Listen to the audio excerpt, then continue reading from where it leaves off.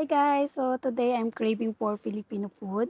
So let's try the newly Filipino restaurant open. So if I'm not mistaken, they are just open this year, last January. It's located guys in Colombo, inside the Colombo City Center. So this is our first time to try their authentic Filipino food or authentic Filipino dishes. So the chef is Filipino also. So if you are craving for Filipino food, visit them here in Colombo City Center in Colombo too.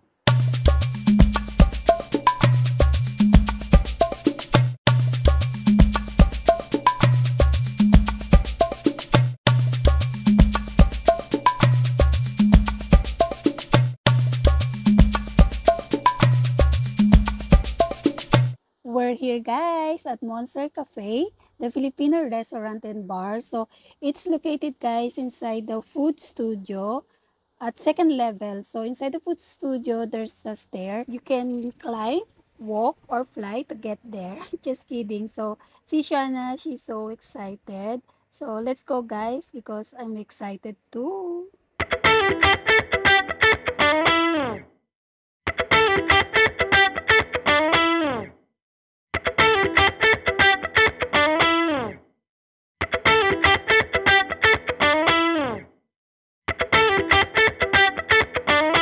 So we're lucky today guys because I saw one of my co-Filipina here in Sri Lanka with her son. That's why Shana have playmate. Look at them guys, they are so happy. It seems they know each other for a long time. So let's go back guys. So let's have a look to their menu.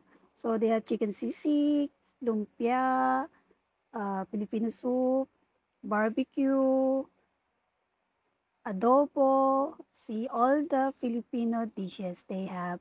And they have also roasted chicken, roasted belly, and they have the budol fight as well, and some Filipino dessert. We ordered guys budol fight, which is good for 3 to 4 persons. So it has sisig, garlic and yellow rice, kangkong, noodles, glass noodles, and boiled steam lady fingers and eggplant, and sinigang, the sour soup. And I order mang inasal chicken leg for Shana because it's her favorite. So, I'm just telling here guys to my husband that usually or traditionally, the budol fight is served with banana leaf, but it's fine. I love here the most is the interior design and the ambience, and also the billiard where you can play with your family as your bonding time.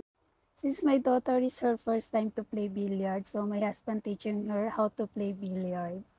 Okay guys, so till next vlog. So anyway, I enjoy here the sinigang.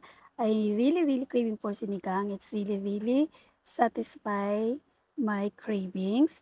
And the glass noodles or bihon and the chicken sisig. Okay, bye!